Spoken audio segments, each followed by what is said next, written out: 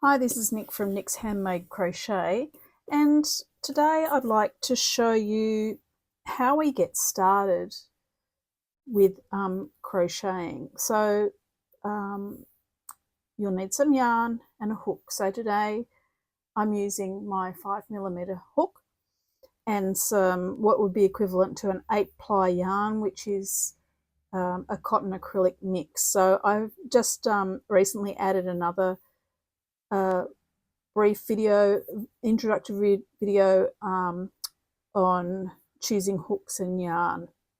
So my suggestion is a reasonably soft yarn. You can use acrylic, although that's very stretchy, and sometimes it's hard to keep the shape. Probably avoid wool. It might be hard to see your stitches. So just something plain and simple. Don't go for something that's got lots of different colours in it or a dark colour, because you really need to see your stitches when you first start. So we're going to start by doing what's called a slip knot. So it's just a little knot. So we putting our hook through this loop and grabbing that stitch and pulling tight. So we always do that, obviously if you're right-handed, and that's the yarn that we're not going to work with. Then we're going to grab our working yarn, and I'm right-handed, so my working yarn is heading off to my left. And if you're wondering where it's going, I'll pop a little photo if I can manage that. I've got a little basket just on the floor, because it's always hard to have your yarn on your lap or on the chair next to you without it falling off, and it's just easier if you have it in a little bowl. I mean, you can use a big soup bowl or a saucepan or anything you can really find. It doesn't have to be fancy.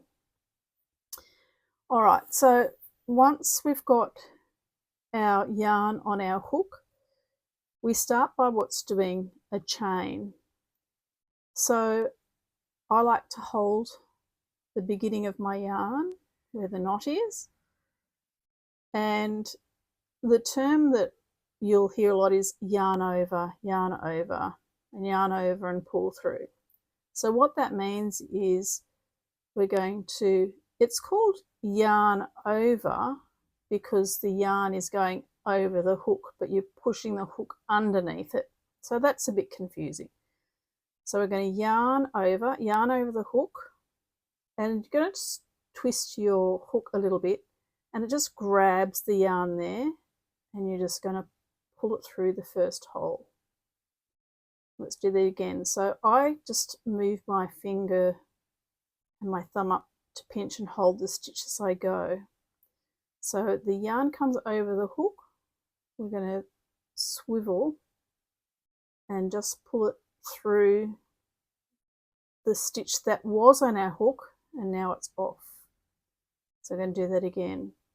The yarn over the hook, I'm going to grab that, twist it and pull it through that hole there of the stitch we've made before.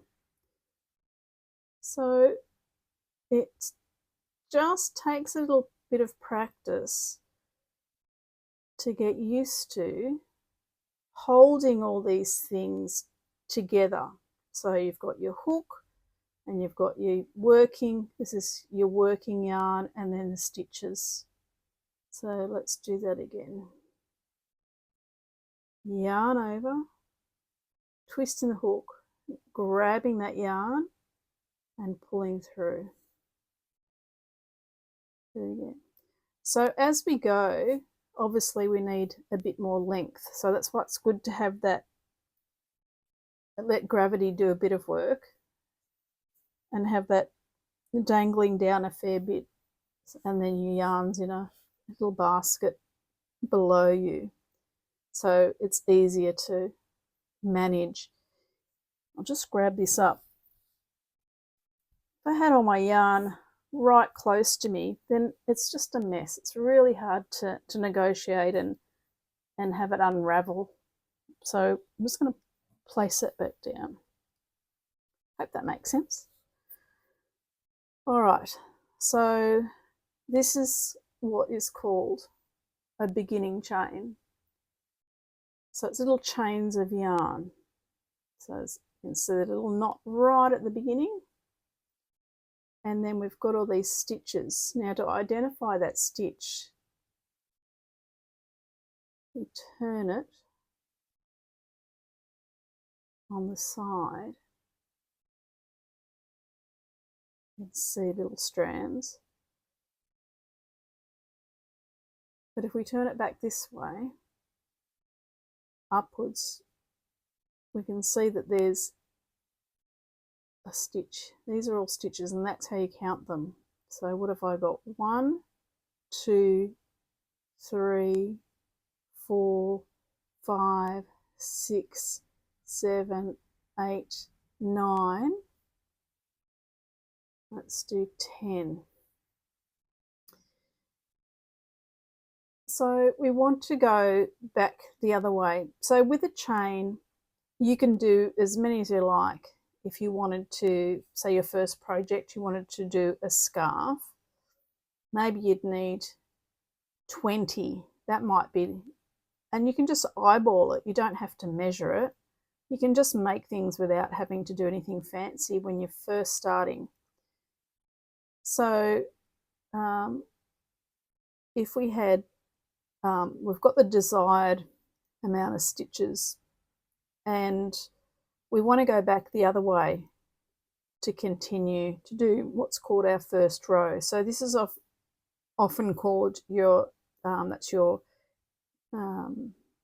chain row. And now we want to go back and actually start counting rows. So we're going to turn our work a little just to be able to grab where our hook's going to go into our work. So sorry, I'm a bit tired and my words aren't coming out very well, so I apologise for that. So we have yarn on the hook, and this never counts as a stitch. So the stitches are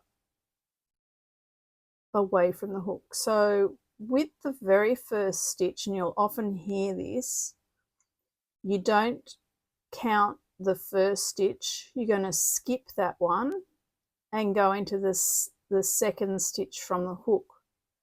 So the second stitch from the hook, it's not this one, it's going to be this one. And when we start, we're just going to go get our hook and slide it under that piece of yarn here. So we've got a hole, it looks like that. And we're going to go just under one, just so we've got one piece of yarn there. You're going to grab that yarn and pull it through. You hear that a lot, pull through, yarn over, pull through. You'll get sick of hearing that by the end. So we've pulled through that one, and we're going to pull through. So we're going to insert our hook, grab the yarn, pull it through, and then we're going to pull that through both those loops.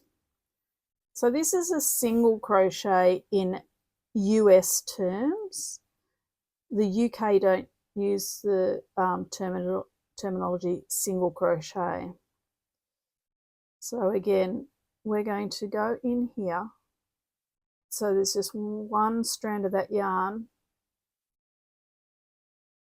and we're going to grab that yarn and pull it through. We've made 2 stitches on the hook. We're going to yarn through and bring that through. So we have 3 stitches.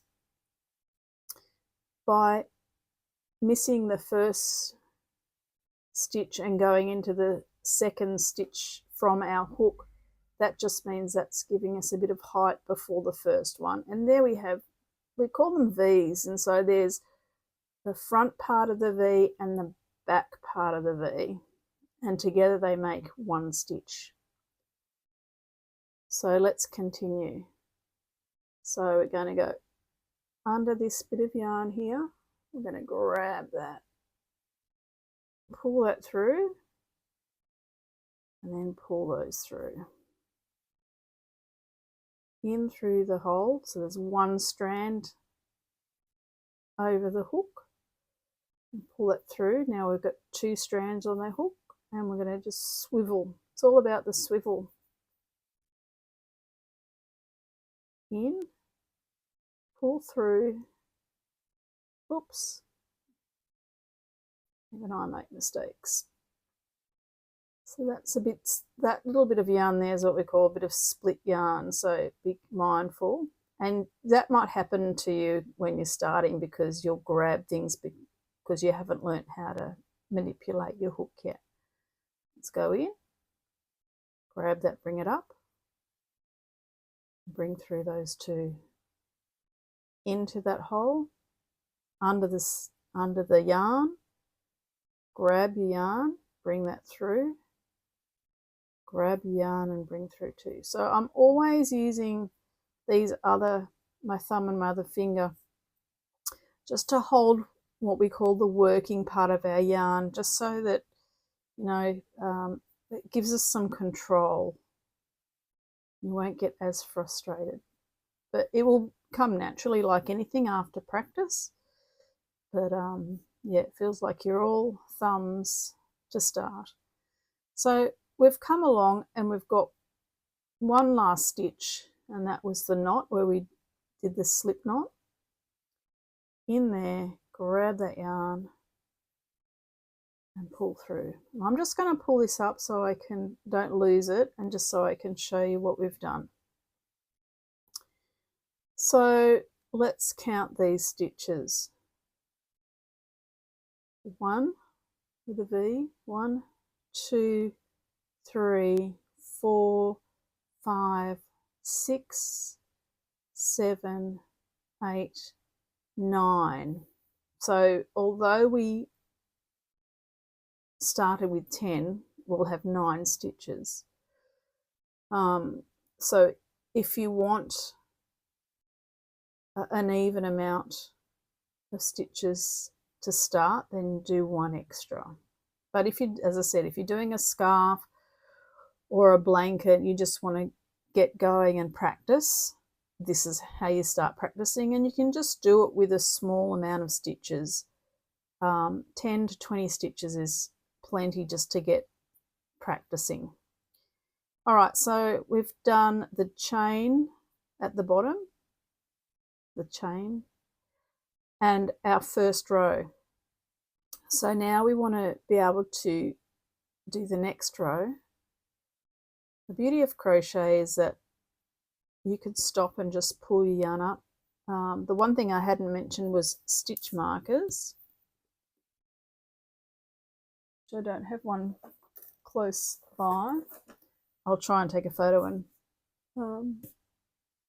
show you at the end. I can fossick around. Aha, there you go. Bit of fossicking in my room. So a stitch marker can be anything. It can be a bobby pin, another piece of yarn. You can buy little plastic markers like this. These ones I don't use as often. There's plenty around. But a stitch marker is used to identify your stitch, and you put one in to the very first stitch, because when we come back, you want to know where your stitches are. And the very first stitch on each end, it curves around and it's quite often hard to see, and that's why you end up with a very bespoke and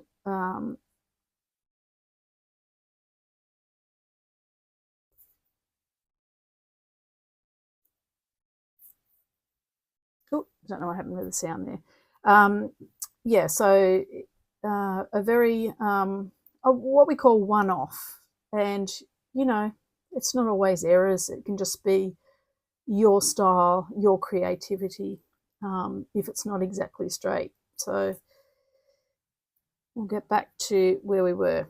Sorry, I do jibber jabber. We do like to chat in Australia and jibber jabber. All right, so there we've got our 1, 2, 3, 4, 5, 6, 7, 8, 9 stitches, and we want to make sure that we always have 9 stitches. So I regularly count. If I get a bit, too blasé and decide, oh, I know what I'm doing, I'll make a mistake. So count regularly every couple of rows. When you're starting, maybe every row. So that was our last stitch. Now we're going to do a chain, which is like the beginning chain. So you've already got your yarn on your hook. You're going to grab that and pull that through. That's chain. And we're going to turn. Now, for the purposes of this tutorial, I'm not going to count that as a stitch. That's just to take us up the next level. And your stitches when you turn will look different from how they looked for the first row. They're going to look slightly different, and this is what confuses people in terms of where they're putting their hook and why their stitch count suddenly becomes wonky. So we've gone up one, and we're not going to go into that. Our first stitch is this V here, this V. So that looks like a stitch, but that's your chain 1. So we're going to go in here. So how do I know where I'm going? When we look at the top, we talk about our V's. There's 2 V's, and we want to go put our hook through this hole here. Be mindful not to go all the way down here. There should be another piece of yarn between your 2 V's. So we're going to go in there, and we're going to pull through that yarn and chain 1. Sorry, chain 1, just bring that through. That's a single crochet. Now that all looks a bit messy, doesn't it? Like how am I going to know when I come back? I'm going to get a stitch marker, and I'm going to put it under those 2 V's. I'm going to leave it there. So that's my first stitch of this row. So I need to do another stitch. Again, it looks different from the other, and when we go back again, you'll see that it is quite different. So I flip it just to see the 2 V's. 1, 2, that V, we'll call a V, 2 stitches. And I'm going to go in here, not down there, but between that little bit of yarn. So I'm going to go in here. So as long as my hook is directly under those 2 V's, and I'll pull the yarn through, and we're going to finish our single crochet by bringing that yarn through the 2 loops from our hook. Again, I do need to check. Here's that little V. I'm going to go in here. So see, that's from the first row. I've got to go under this stitch. There's a tiny bit of yarn in between, just here. But it's under the 2 stitches. Again, where am I going to go? Which hole? Not down here, because if I turn, there was the V.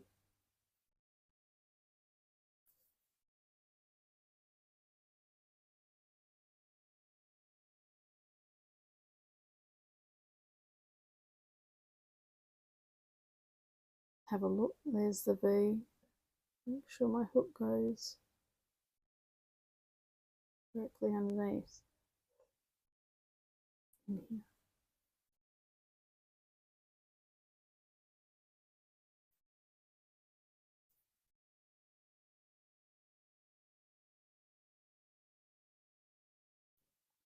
Okay, so let's count. Now we look at the top. We can see the V's. On the side it's not so obvious, but that's just a way that you get to learn what your stitch looks like. So there's my first stitch with the stitch marker. 1, 2, 3, 4, 5, 6, 7, 8, 9. So I know that's where I'm going to put my hook into that stitch. If you've got room, you can leave that there to do your stitch. I'm going to take it out and just show you why it's important to have that stitch marker, because it's not always obvious and it's sort of hanging off to the side and down, facing downwards. So it's really important that you know. So I've gone in, I'm pulling my yarn through and I'm finishing off. So I know I've got my 9 stitches. So we're going to chain 1, so just grab our yarn and bring that through. Remember, that's not our stitch now, that's just the chain 1. Our stitch is this one, not this one. So the hook with the yarn, that's, you're pulling that through, you're not going to go back into that, you're going to go here. So this is probably the trickiest part of crocheting, is finding out where your stitch is. So I've done my stitch. I'm going to put my hook in, my stitch marker, sorry about that, my stitch marker.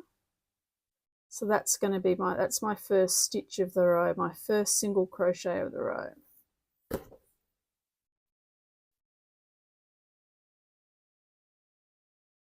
Again, I'm going to go in. You can see if we just twist and have a look where the V is, that's where you go.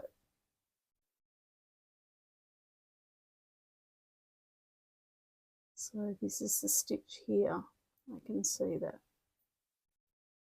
1, 2, 3, 4, 5, 6, 7, 8, and I know that's my last stitch, and we're doing 9 stitches per row. So I'm going to take that out.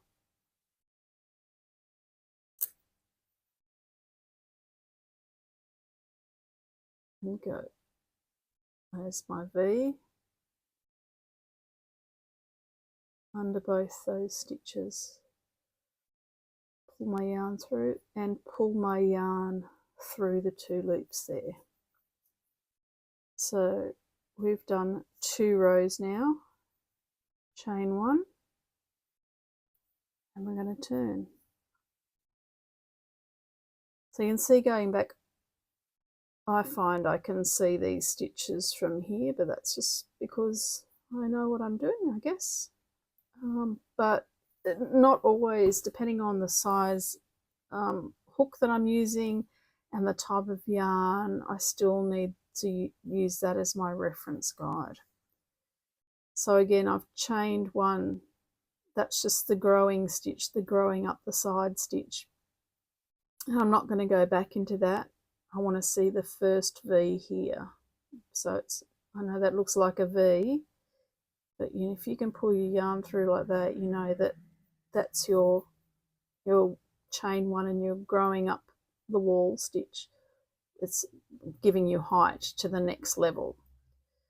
So go under, pull through. I'm going to grab a yarn and pull through 2. I'm going to get my stitch marker and pop that under those 2. Now you might think that that's very painful to stop and do that, but I can tell you it will save you grief at the end. And even learning to use that stitch marker and putting that in takes practice, so don't be disheartened. Just going to finish off this row. So that's my second stitch, my third stitch, my fourth stitch, my fifth stitch, my sixth stitch, my seventh stitch, my eighth stitch, and the one on the side is always a bit wonky.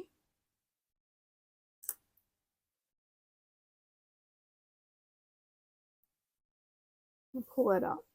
And so if I need a break, I need to do something else, I can pull my yarn up a little bit and just leave my stitch marker in there, and that way I'm not going to lose all my stitches when I come back, and I'll know which side I'm up to because my working yarn will be sticking out the side. Obviously there's nothing you can see, but it's fairly even going up the sides like that. All right, I hope that's helpful. Sorry for all the jibber jabber on the way, but that's how we roll in Australia. And happy crocheting.